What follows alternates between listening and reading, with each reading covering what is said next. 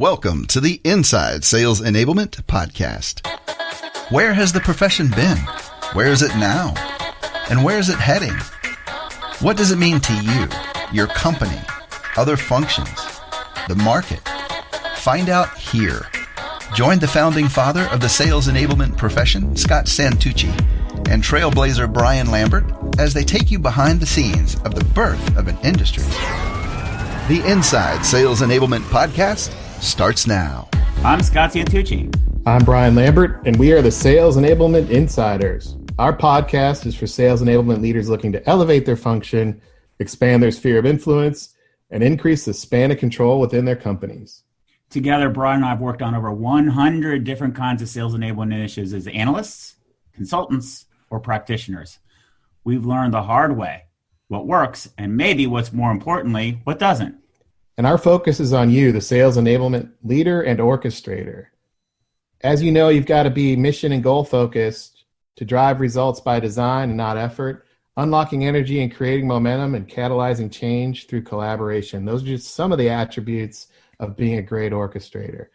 And as we continue to advance through COVID-19, we're having to do that a lot more digitally. It's a digital-driven need for orchestrators. And that's what we're going to talk about today, the idea of digital environments and leveraging them to help us orchestrate success. And Scott, why don't you kick us off with a story and introduce our guest? Thanks, Brian. And we're not going to go back very far in history, because how far back in history can we go when we talk about digital environments? But what we're going to do is maybe it's more of an anecdote. So in 2017, I started the Sales Enablement Society. And one of the things that was really interesting about that is it was all run on my cell phone and through LinkedIn.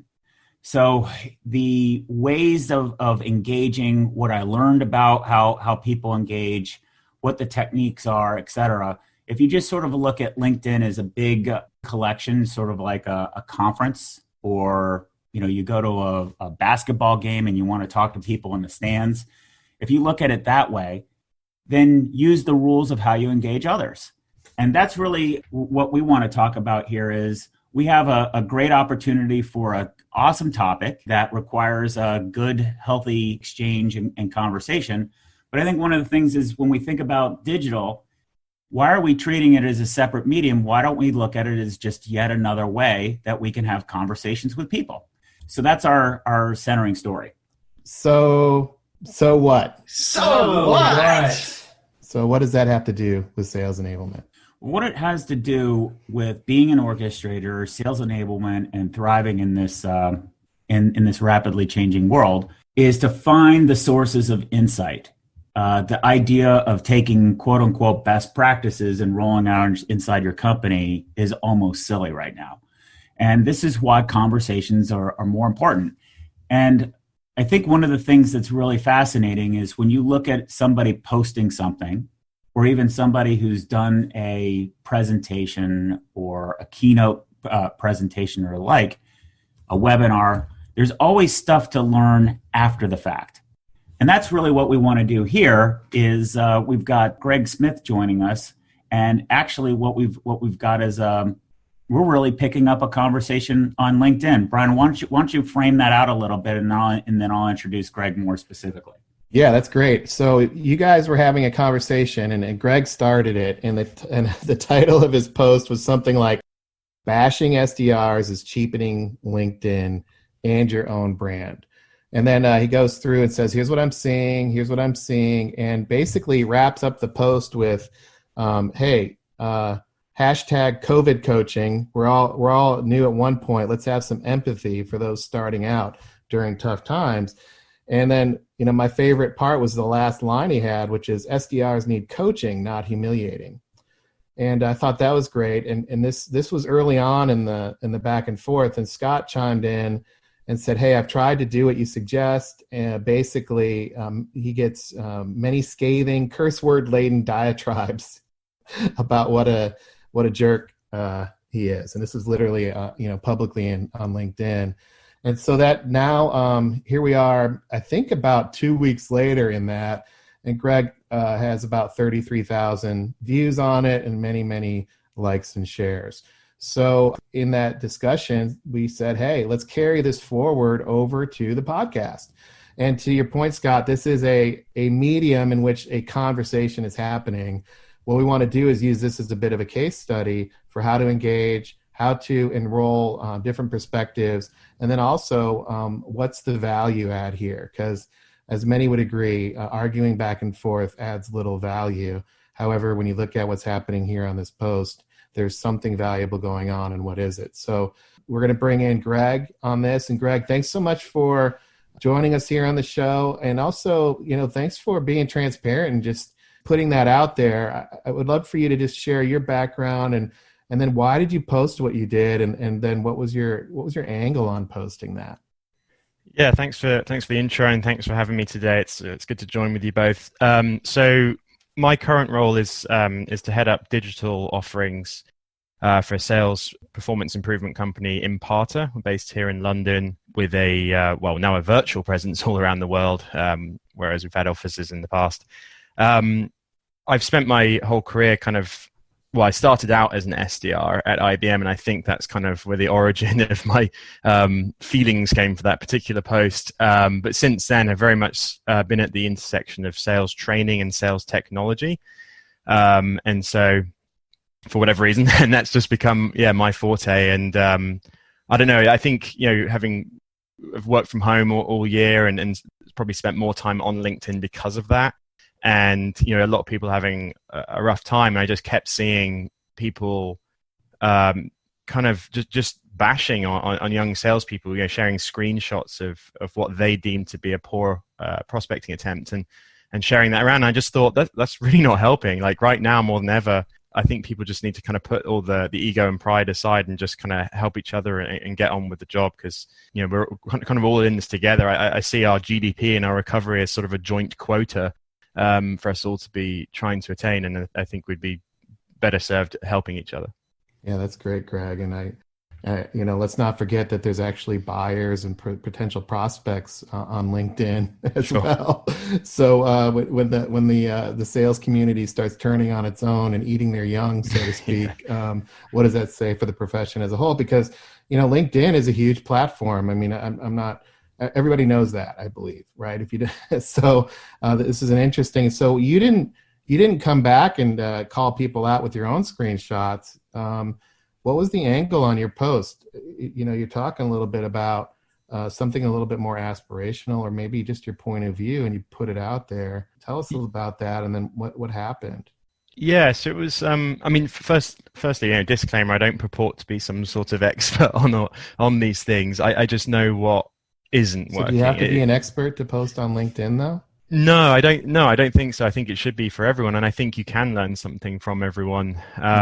So, yeah, I mean, I just posted. I didn't expect such a response, to be honest. So there was something like there's well over 100 comments on there, so I've had to go through all of that, and it was all very positive. And if someone was challenging, it was in the way Scott was, in a really constructive manner, versus like, what the hell's your problem, all this kind of stuff. So I found it being really constructive, and whereas I probably sounded really down on LinkedIn just now, I think it served a really strong purpose there to kick off conversations. And so, yes, it was a little cheeky dig at some of the sort of the self-appointed, quote unquote gurus and all of that, because I don't really buy into all of that. I think everyone has the right to chip in and help, but it was a little cheeky dig, but also just a friendly suggestion from my own experience. Again, I'm just a 33-year-old who spent a number of years in this space and just wanted to share a different perspective. Well, let me break this post down, and then I'll get Scott's reaction, because he posts a lot too. But you said you start with, "Hey, I've noticed an increase in gurus railing against SDR." So you start with a personal observation, and then you in your next paragraph you kind of say, "Look, SDRs are working hard." Then you say, third paragraph, "I was one. It's a hard job. It's a beating." And then you subtly call for something, a little bit more aspirational, which is, "I would be way more impressed if they'd shared a screenshot of them responding with some coaching points." Yeah. Right? Something a bit more positive and constructed. And then a challenge. Let's take LinkedIn from a shaming, like baiting, dumping ground. Yes, you wrote that. Yes. And then into a place of peers. So this is the, hey, go forward. And then you gave 3 suggestions. Try this instead. Decline politely, offer some feedback, and then maybe even follow up with them and see how they're doing 30 days later, right? Yeah. So that's the post in and of itself. Scott, what's your reaction to that? And then how would you categorize what Greg did here? Well, I think for me, it's more the reaction. So first of all, I know Greg, and I like Greg. So I always have the mentality of how can I get somebody's back. However, there was a lot of what it was saying. I mean, I definitely am anti-shaming. Let's get that really clear. However, the idea that me as a buyer should follow up 30 days later to see whether or not they're doing it or evolving just didn't really resonate with that, because I actually tried that, having been a salesperson myself. I personally called back in the day, I personally called the CIO of Campbell Soups 80 days in a row, and left various voicemails. I know what it's like, and I wish that somebody would have told me what's valuable and not valuable. However, when I've tried to do that with, I can't distinguish whether it's a BDR, an SDR, a digital salesperson, or all these labels that we give to it. It's just somebody trying to connect to me. And when I've tried to give advice or suggestions of what would resonate with me, I've been aggressively, with curse-laden responses back, given feedback. So I'm like, man, it kind of goes 2 ways, right? You have to be the individual on the other end needs to be coachable and recognize that they want my time and my money. And if I'm going out of my way to give them some tips on how to be more valuable to me, to call me an a-hole for doing it seems to be very extreme. So I just wanted to, I thought Greg's, what I liked about Greg's post, or what resonated with me, was it came off as very authentic. And when I see somebody comment in an authentic way, I can't help but want to engage. So that I just found myself starting to engage, and then I'm trying to make sure that I'm being polite and respectful to Greg, knowing full well that other people are going to read it, but also offer a different perspective so that we could have a conversation about how we address this issue, which would be the effectiveness of salespeople making contacts with folks. So that was the dialogue. The difficulty is words can get interpreted in a variety of different ways. How do you have a conversation about it? So I was happy to see more and more people chime in and engage with Greg with respect. I'm curious, before we get into the conversation that I want to have, I'm curious what Greg learned from putting it out there, because I think that's another thing that we're not doing enough of, is learning from the people who put the stuff out there in the first place, because they have an idea, they're making themselves vulnerable, they're putting themselves out there. What did you learn by putting that post out there, Greg? Yeah, good question. Well, firstly, it was clear that a lot of people agreed. Secondly, it was nice hearing that you have responded, and others said similar things about how I've tried coaching, and I think it is unrealistic to do that with everyone, right? You couldn't possibly, nobody would have the time with the amount of prospecting that's going on to get back to all of them. So yeah, I definitely appreciate that. But I kind of learned that, perhaps there's a failure somewhere, and in some cases it's going to be on the individual SDR or BDR, right? So in your case, they just didn't want to get better. I don't know if that's the exception or the rule. I would lean towards it being an exception. I actually did not a follow-up post, but one this week about SDRs being mostly Gen Z, and I used to coach some Gen Z university students through different sales programs around the US, and I think they're going to be brilliant because they're curious and they're tough. and I think they do want to improve and get better. So yes, I completely agree that you're going to try and help some of them, and they're just going to burn you. You're going to think, well, what the hell's the point? That they don't seem, they're looking a gift horse in the mouth, right? So, yeah. So, I think that there's probably somewhere along the line. This is, I think, what it exposed, that there's something's broken. Just don't know what it is. Yeah. So let me offer a bit of let me ask you guys. So you're on LinkedIn. Do you guys get pinged by SDRs in your roles? Yes. obviously, Scott, you have. I have too. So, for the last 2 years, because in prep for this podcast, I was going back and thinking, the number of people that have reached out to me to fill the top of the funnel with some sort of funnel system, marketing lead gen system to get me leads, etc. It's probably 100 times greater than anything that I could actually relate to. Like, for example, I'm not into filling my funnel.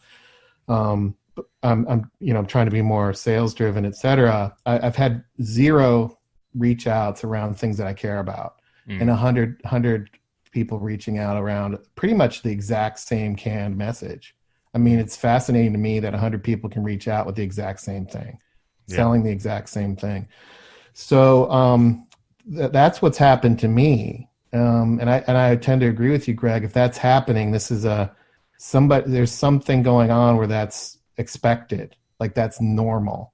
I would prefer to have somebody engage with me around what I would consider a bigger challenge of messaging, for example.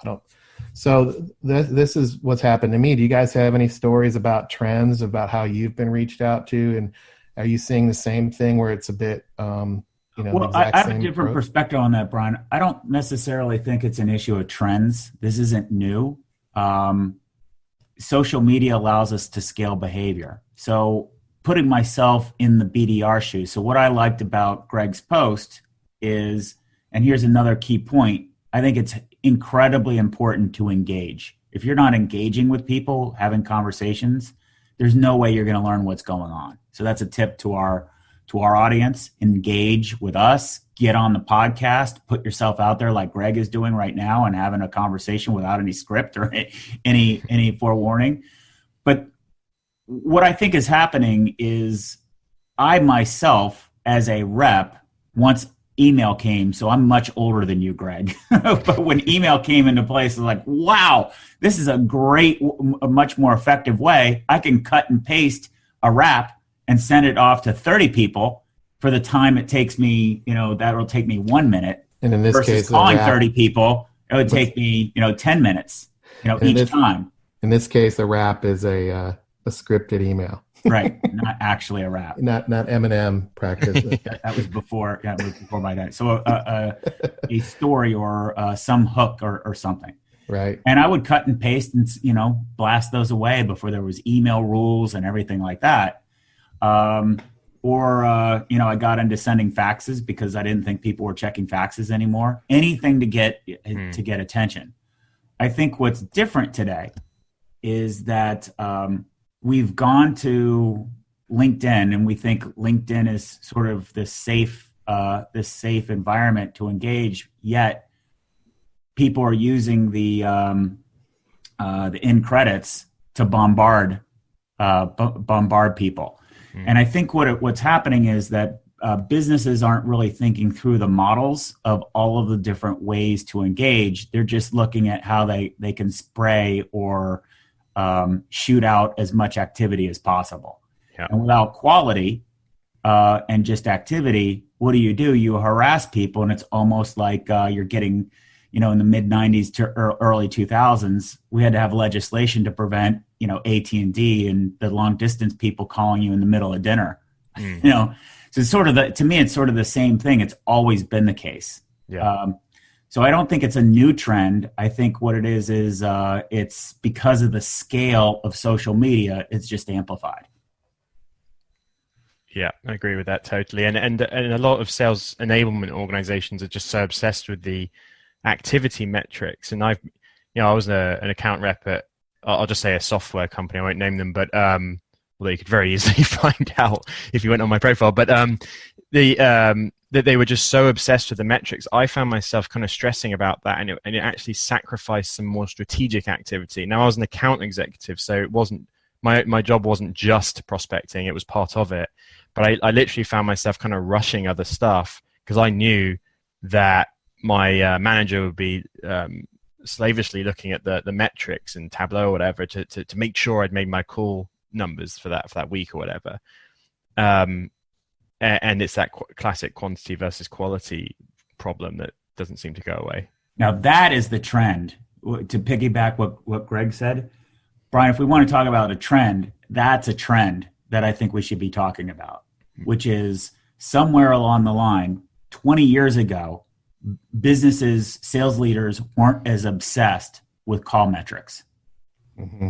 Mm-hmm. Today, the amount of focus of, it's as if, and sales is definitely a numbers game, but it's not only an activity game. Part of the numbers are quality, and not having balance between activity and quality, and trying to be so simplistic that you can run sales on a spreadsheet. That to me is the big challenge and the thing that I want to get at, and really what is to me, it's sort of like the under the surface challenge of Greg's post, because here I am saying, hey, this is a guy I agree with all the time. He's a good dude. I've had a lot of great conversations with him. How do I have a different perspective of what he put out there? But do I really have a different perspective of what I put out there, or is there a systematic problem going on? And that's what I'd love us to be able to talk through. Yeah, and I think to your point, what's the purpose of LinkedIn then? It is an amplifier of, and what you're talking about, Scott, to me is it amplifies strategies or tactics and scales them. So it appears that if this behavior is going on, it's being driven. I doubt that SDRs wake up and say, I have to do this. Somebody's coaching them, training them, teaching them. To Greg's point earlier, there's probably some sort of approach or mandate or, watching the numbers. But then it does beg the question, what's the purpose of LinkedIn? Isn't it just a megaphone? Because that the question, or is the question, what is the goal of the BDR? And is LinkedIn just a tool like a phone, like a regular email, like a letter, like a fax? Mm-hmm. So I'd love to hear, Greg, what are your thoughts? What is the question that we're actually having a conversation about? So that's a good question. I mean, I think it's, well, firstly, the question with a good question. Yeah. Well, I think your point about LinkedIn just being another medium is spot on. It's another phone or fax or a letter or physical cold call, isn't it? So it's being used for that activity, and then I don't know. But then some people are trying to coach through it, but then the coaching often seems more self-serving. Hence my post, right? The screenshot thing, and it's more about the person posting it than about the people who's smashing or trying to help. So I think it's exposed the lack of kind of first click resource for young reps to use as their kind of learning center, their tribal learning center, right? Mm-hmm. And I think some of the best sales training I've had, and I work for a sales training company, and we have amazing material, and we do some really great things, and there'll always be a place for that, and it's very formal, right? You kind of go through the workshops and everything. But the sales training doesn't stop, it's ongoing. And so some of the best little tips I've had have been just that. They've been kind of ad hoc conversations with people, with my dad, or, driving a car, or some rando I sit next to on a plane or something like that. I've learned random little things, and they stick in my mind because that's how we learn. And so there doesn't seem to be a place, virtual or otherwise, that fosters that environment of peer-to-peer learning.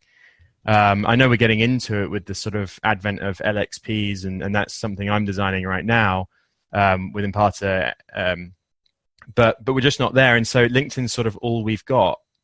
It's just the first place to go right now. But I see LinkedIn's position actually being disrupted because it's not serving the peer-to-peer coaching function the way a lot of content producers think it is. Is that fair? I don't think I answered your question. I think that's perfectly fair. I think part of the difficulty that we've got with these topics is that we don't have the vocabulary to describe them.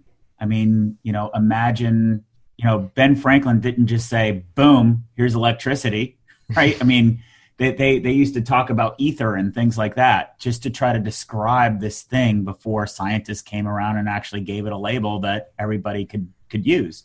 We're struggling with that big time. So I think part of what we can do, Greg, you talk a lot about self-enablement, right? So talk to me a little bit about what self-enablement is, and then I'll share a perspective of my lens, which is systems thinking.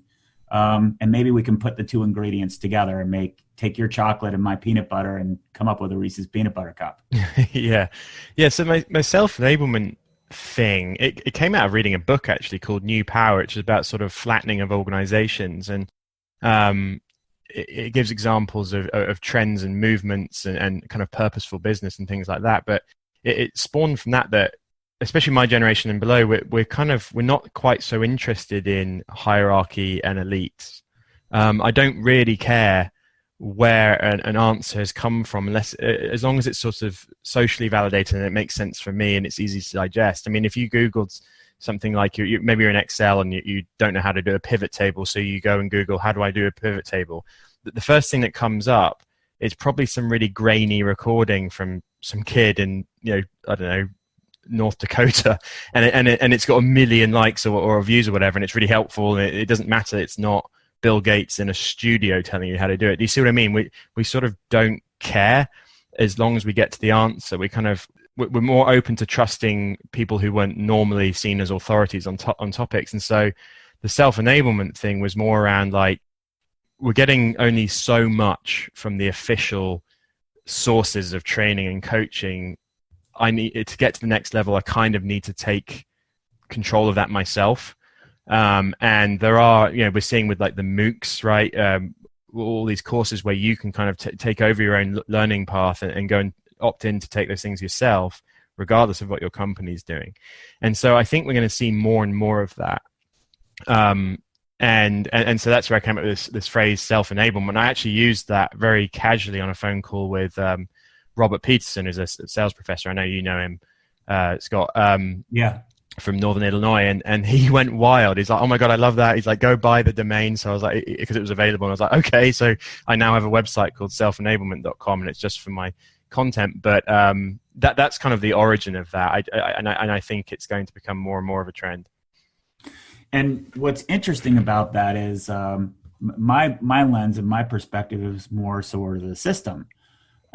However, I am equally mistrustful. I'm a Gen Xer, and Gen Xers are also mistrustful of authority. However, or authoritative figures. However, I think we kind of have become cynical, about it, and maybe less optimistic. And I think part of our difficulty is embracing some of these new mediums and being open-minded to address them. So I think part of our difficulty, Greg, is I can't have a team of 10 people whom all are doing their own thing. Sure. Right? Because what happens is we don't get any leverage. We don't get any economies of scale. I can't simplify that process. So what's the balance between self-enablement, where you're going literally to some guy in North Dakota that there's no way I can know what the heck he's telling you, versus things from our top reps that we know are proven and are working. Yeah. So how do we create this balance between the system? Let's create a team. So, football, English football instead of American football yeah. is, people have to play their parts, but they also have to be dynamic and anticipate also, right? You're expected as a midfielder to develop yourself personally, but you're also expected to develop as part of a team. Yes. How do you do that in a world where we really haven't been taught in business to be a team contributor? We've been taught to be individual contributors. Yeah, I don't. I'm hoping it's a hypothetical question because I'm not completely sure because that certainly is the challenge. I think it's about how do you find that balance of letting people find their own. Yeah. Well, I think so. That's what we're going to get Brian to comment on that later because that's what he's been researching on. Yeah. But I think in terms of where I'm coming from is I think that as a leader, my responsibility is to set my team up. So if you're representing an individual BDR, for example, and we have a high degree of poor BDR engagement, which, by the way, I don't have any statistics on BDR engagement. I do have statistics of what executives think of sales people, and it's poor. Only 11% of executive buyers think that their interactions with sellers are good or valuable. Is that on the salespeople? I don't think it is. I think that's on the system. So I'm an advocate of system reform, which says, look, we can't be training our salespeople to know everything that there is to know about our products and nothing about the role of the executive or what they care about. And I think we've got this question, this quandary, which is how do we highlight what's good and what's bad if most reps are delivering a poor are engaging executives where they're not adding value to the person that they're trying to sell to. The person that they're trying to sell to isn't going to give them the time to actually have a conversation in the first place. That's one side of it. On the flip side of it, to your point, Greg, it takes a lot of courage to make those calls in the first place. And I know because I've made those calls before what it feels like. So how do we balance the feeling of, you're literally, your job is 90% rejection. How do we do that in this world where everything that we hear is about how crappy we are? How do I create an environment of positivity? But then also, how do we make sure our design point is on adding value to the people that we're trying to connect to in the first place? Whose responsibility is that? Is that the leadership or management's responsibility? Or is that your responsibility as a self-enabled person?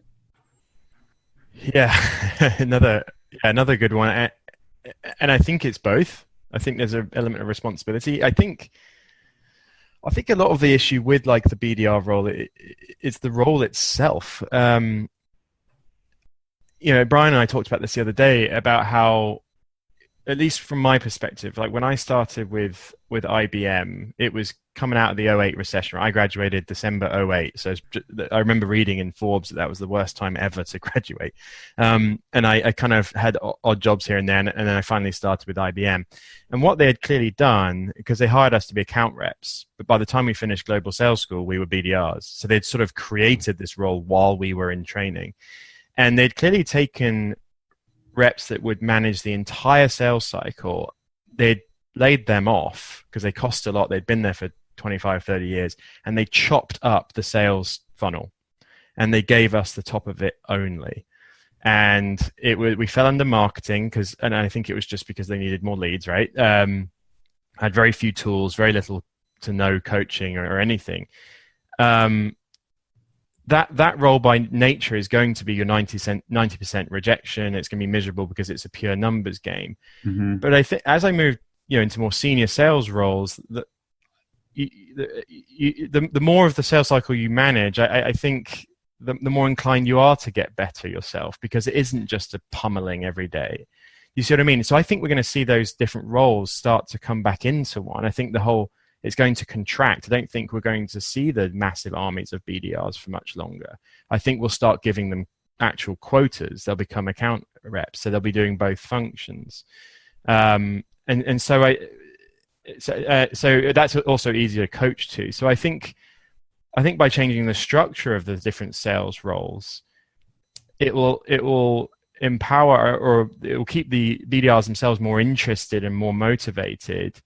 And it'll give more touch points for management to coach to. So it's kind of a third element there, right? You've got the management, you've got the reps themselves, but you've also got what the actual remit of the job is.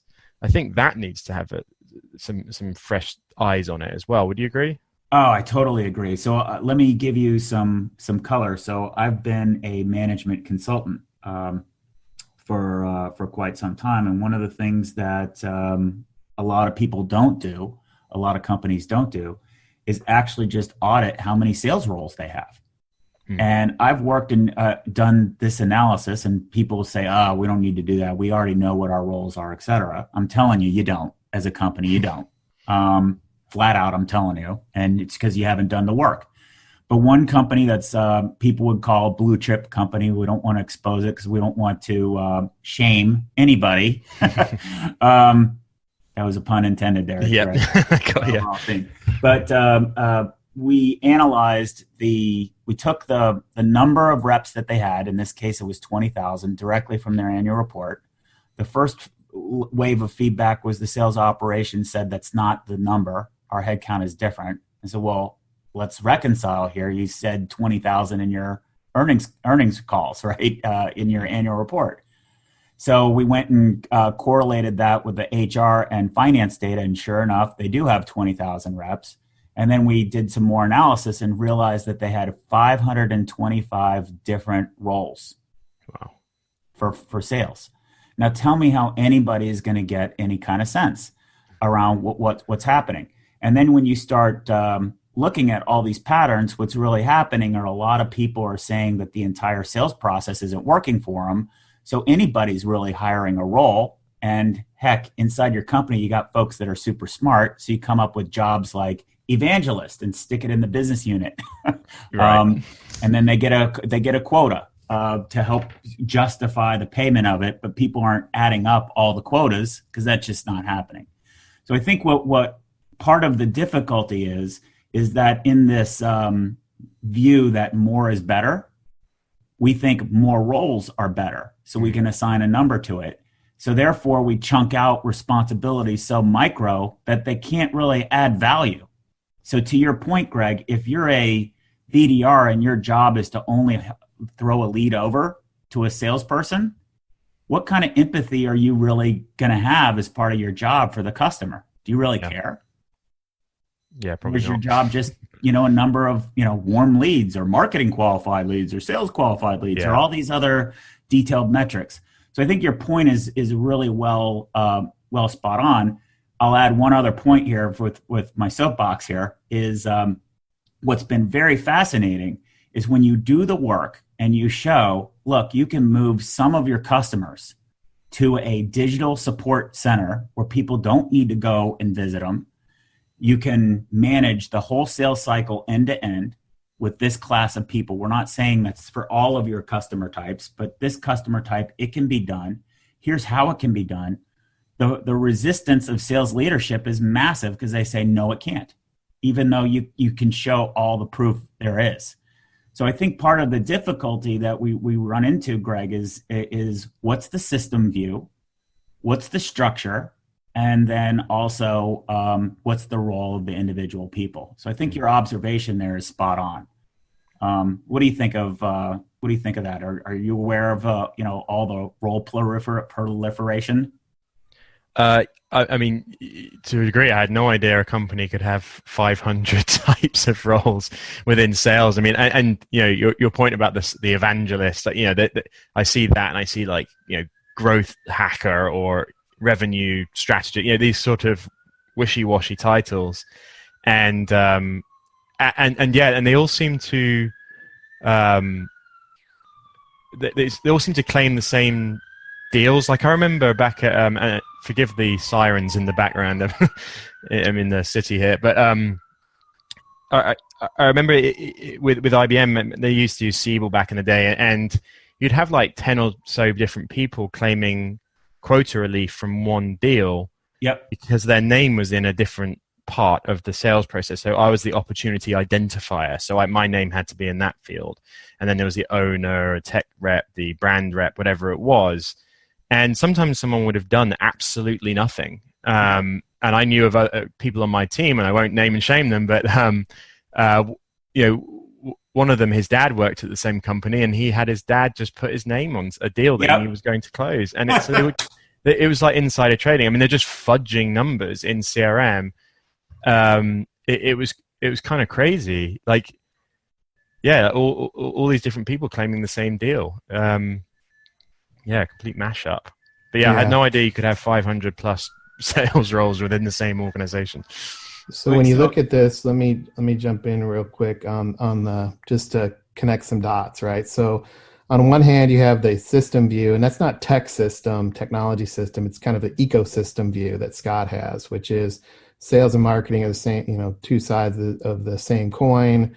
And we've talked a lot about the commercial ratio as an indicator of that. So if you want to, learn more about commercial ratio, go to commercialratio.com. And then you've got self-enablement, which is in the era of today, rooted in what would really be considered hyper-specialization, right?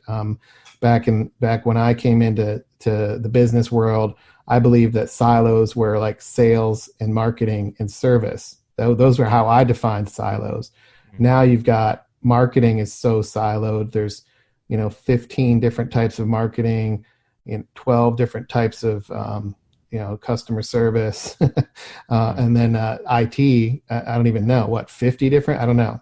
Everybody's got a hyper specialization, and even certificates, degrees, etc. So in that view, bringing it back to LinkedIn, this is where I get fascinated, because when you look at this, what's happening on LinkedIn? Is it the hyper specialized view?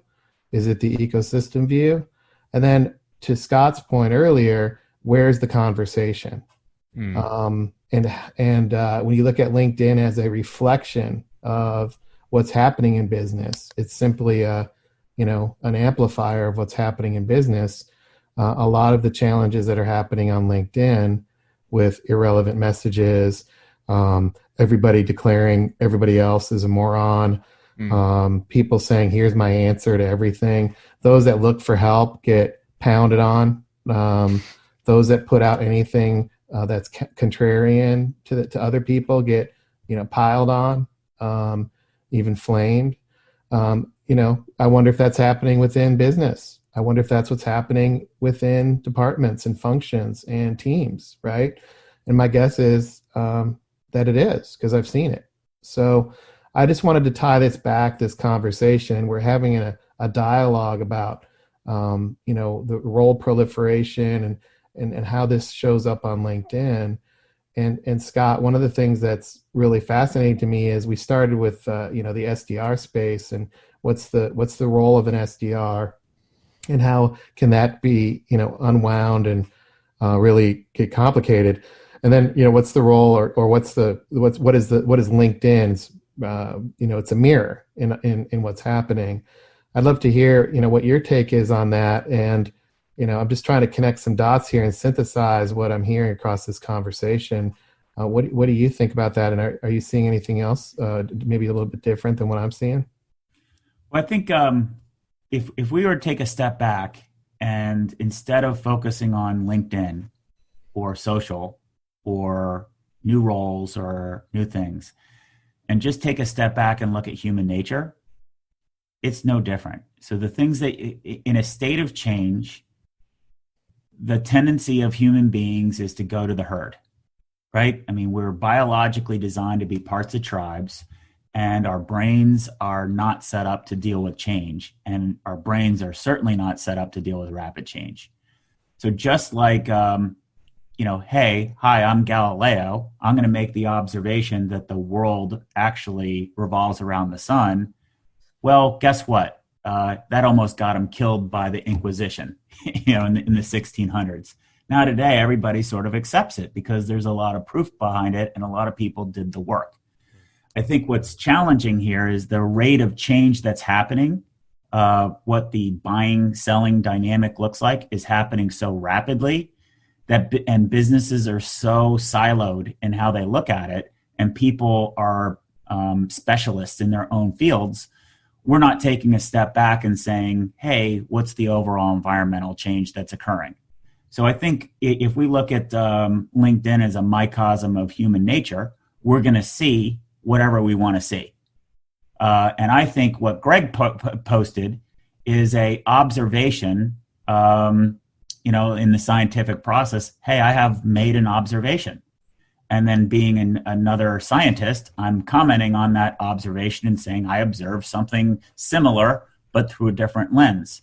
And we have the capacity of human beings to connect all these dots together. That's what we're advocating with regards to orchestrators. So that's what I perceive as going on. I think it's way too easy to zoom too much into the details of make it all about LinkedIn. We're human beings. We can make LinkedIn to be what it does. Greg can choose to ignore or whatever what the posts are. I can choose to engage with Greg, or I can choose not to. The choice is ours. I think the issue is we need to spend a lot more time meaning or understanding, which is where I really resonate a lot with Greg's self-enablement part. Maybe, Greg, an idea for you would be a self-enablement set of tools to help people navigate such a complex world, a VUCA world. So one of the things that's popping in my mind then on that in the VUCA world, which is volatile, uncertain, complex, and ambiguous, we talked about that on an earlier episode. What's popping into my mind, Scott, when you talk about the human nature of this, is the idea of bias. And I see a lot of what would be considered confirmation bias on LinkedIn, which is basically you look at stuff with the purpose of interpreting it to confirm your own belief structure or what you believe is true. You will look for it and point out what confirms what you believe is true. And Greg, on that view, the VUCA environment requires people to be really clear on what their biases are, and then also what problem they're trying to solve. The challenge that I have with, and we talked a little bit, Scott talked a little bit about it, is the idea of self-enablement or this hyper-specialization. You end up in a space where people can actually not know what they don't know. And this is an interesting phenomenon that I myself have gone through. I thought I knew a lot, and it took some productive friction to get me out of my comfort zone and to think, break down some of the confirmation bias that I had. And that's not happening as much. The curiosity, the idea of let me just explain for a minute here, and the immediate response that people get with their confirmation bias, it really makes it hard to navigate a complex world, which is interrelated parts, for example. So I would just throw in on what Scott said, a toolkit around VUCA, but also a toolkit around decision making and problem solving, which is really related to this idea of you gotta think broadly. What news do you get? Do you read the same news sources every day? When you're on LinkedIn, are you curious about what other people post? Do you look for new groups to join? Or are you in a routine that really is your own bubble? So that's part of what I'm seeing here on LinkedIn is a lot of that justification for things. And I'd love your take on that too. Yeah, no, I think that's a really good point, actually, because you will just gravitate to the same sort of LinkedIn echo chamber that you look at every day. So I really like that, and and therein lies the problem of tools like LinkedIn as learning and coaching, is that they're not combined with the doing, and so you were going into this learning in the flow of work trend, like I mentioned before, and you've probably seen Josh Bersin's work on that, and like the platform like I'm working on that right now with Imparter is designed to dish up content and ideas and coaching tips in a variety of different formats based on activity. So you might be presented with some content that you wouldn't have gone looking for because we're going to tie it into the doing. So it's monitoring what you're doing.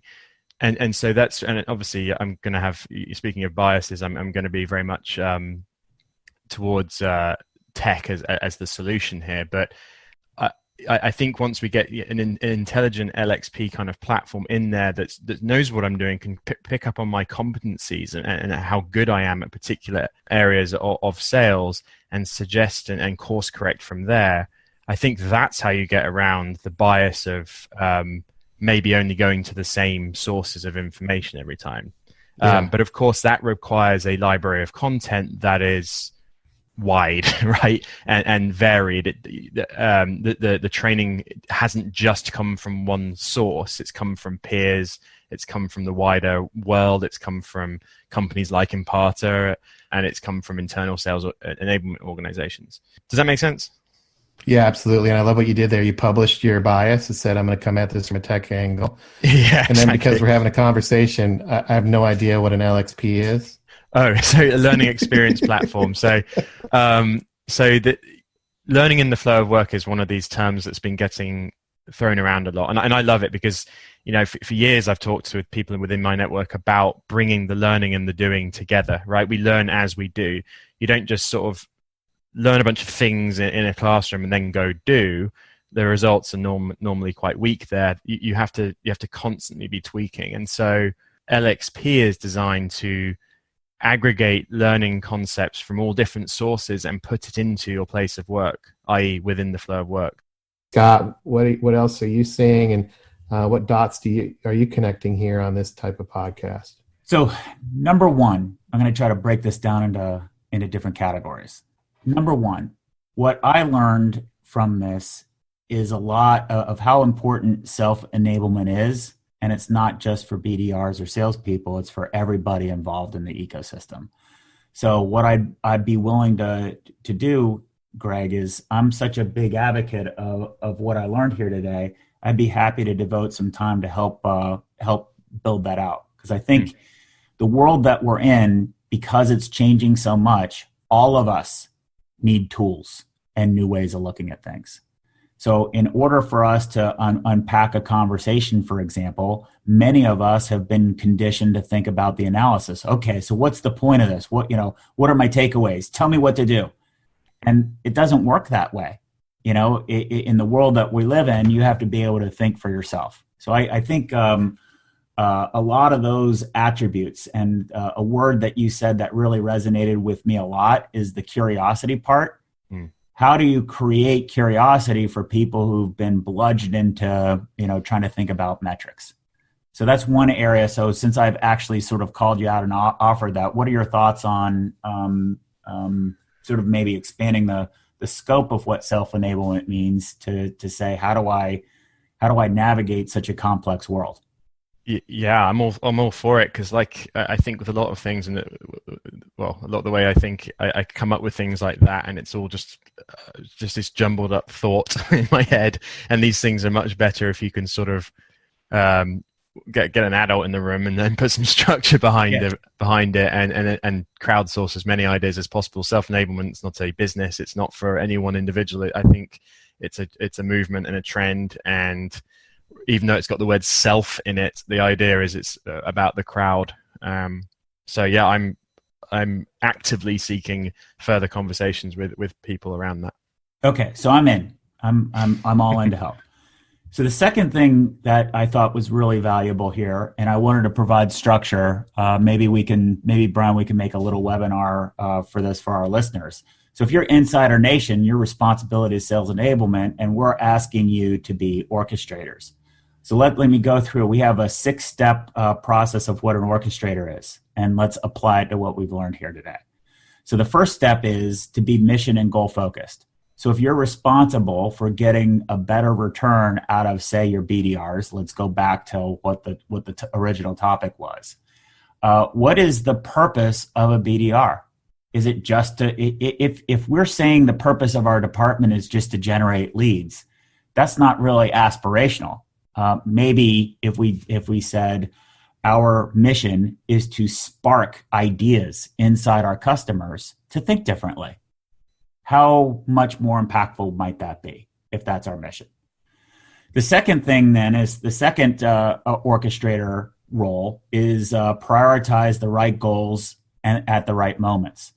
So you're going to have to balance. Any individual salesperson, whether they're prospecting or doing sales, is going to have to balance between volume and quality. I know myself that I've gone way too much on volume and not quality. I've also spent way too much time working on quality, like writing my own thought leadership papers or white papers for customers. How do you provide that balance? And somebody's got to help you provide that guidance, because when you're stuck in those roles, you're going to need, or those thought patterns, you're going to need somebody to guide you. You want that guidance. You want help with prioritization. You don't want people to hit you with a stick, right? The third point is guides the narrative by confronting reality. Here's the why I resonated so much with Greg's post. Part of the perspective of reality is that we're shaming people. My perspective of reality is that the details of how poor the engagements with customers is not getting back to the company. Who's right? Who knows? But the whole idea is somebody's got to, you have to step up and confront the reality and figure out what are the tools that you need, the decision-making tools to confront reality. The fourth one is drive results by design, not effort. So I think we talked a lot about that is the flogging of salespeople and holding them just to a metric is effort. That's not by design. There are many, many, many, many, many, many, many, many leveraged ideas that you can make, you can create more value by concentrating on what salespeople are doing on a day-to-day basis and designing that into the system, rather than just coming up with new tools and stuffing them on the backs of salespeople. Number 5, unlock energy and create momentum. If you're in a role and you have a team that's in a role that's dealing with lots of rejection, you're going to have to recognize that their energy level is very important to manage. And probably if you throw out ideas that haven't been vetted, it's probably going to be met with a lot of aggression. Why would it be met with a lot of aggression? It's like, look, I get negative feedback all the time. Can you at least get on the phone yourself and try it out, for God's sakes? So part of the way that you can unlock more positive energy is to say, hey, Greg, I know what it's like to be out there. I've done it myself. Here's something that I've worked out with some customers of what's valuable for them. Does this model work for you? And having that attitude definitely will create the right energy, because now finally somebody's dealing with things that I'm really dealing with instead of telling me what to do. And then our 6th one is catalyzing change through collaboration. Part of the collaboration needs to be with our sales ops people. Is our compensation model right? Sales leadership, is our structure right? Is the role definition right? Are we having the right fields in place? Is our goal the customer, or is the goal something else? There's a lot of ways that you can catalyze change by asking the right questions. So those are the characteristics of orchestrators of connecting the dots.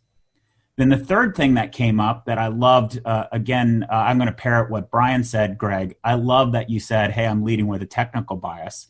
In order to pull this together, this is a complex system. And let's remind ourselves of the buckets that we have to deal with. One is people. So every person involved in this process has to have some sort of self-awareness or self-enablement, maybe. The other thing is we have to think through, what is our process? Is our process based on just driving activity and spamming people or putting it out there? Or is the goal of our process to have people with a, wow, I never thought of it that way. I'd love to talk to somebody about that. What is the purpose of our process? The next category would be technology. Technology should serve our process, not technology for technology's sake. So we should know what role, why we have our people, what our processes are, so that we can have technology to scale it. And then finally, what information is required so that we don't overwhelm people with too much information, but make sure that we've got the right information so that the people engaging in the process, that information can be loaded in the technology so we can scale that. So those would be my three takeaways. Great, thanks. And Greg, thanks so much for joining us. Do you have any last comments before we wrap up?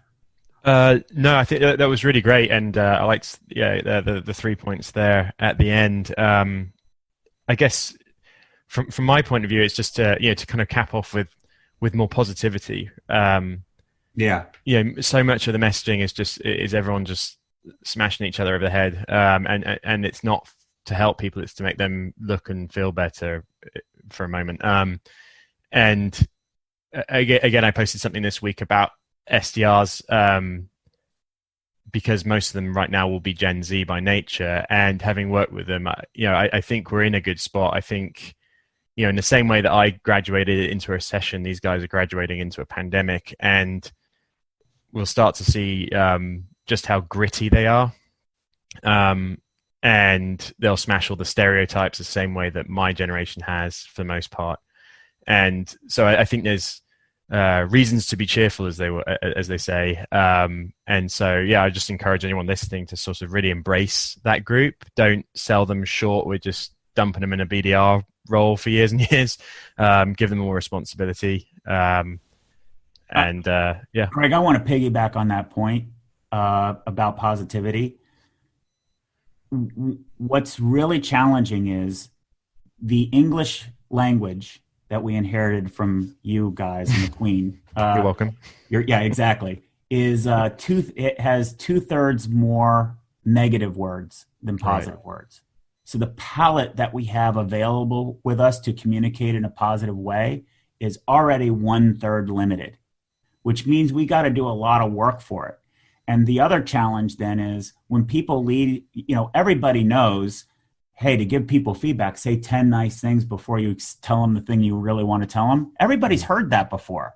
So if you're just leading with nice things with the goal of giving them the coaching feedback, then none of the positive feedback is going to land. And we have to learn how to get really, really good at providing positive, constructive feedback. Because our brains are so wired to be defensive and, process the negative, like, oh, what are they really telling me? And we're cynical about it. Yeah. How do we really work hard to provide that positive feedback? So I think your point there is spot on. We could do a whole podcast just on that. Yeah. So I agree with that completely. Brian, why don't you wrap us up and take us out here? Yeah. Good job, everybody. Good job on the podcast. Great work. I'm being positive.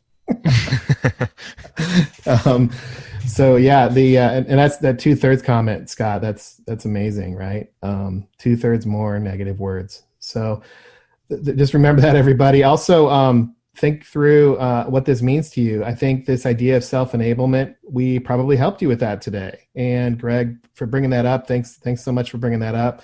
And really think through your biases as you engage with others and be more curious. So as always, give us the feedback, send us a note, engage with us on the site. Also, go back and listen to some previous episodes. We're seeing a lot more traffic on some of our earlier episodes. Thank you so much for sharing with others who are perhaps new to sales enablement or in the middle of a job change. We're getting a lot of feedback that this is helping people in their interview process as well. So thanks for that feedback, and that's great to hear. So on behalf of Scott and Greg, we'll see you on the next one, and take care. Thanks for joining us. To become an insider and amplify your journey, please make sure you've subscribed to our show. If you have an idea of what Scott and Brian can cover in a future podcast, or have a story to share, please email them at engage@orchestratesales.com. You can also connect with them online by going to orchestratesales.com, following them on Twitter, or sending them a LinkedIn connection request.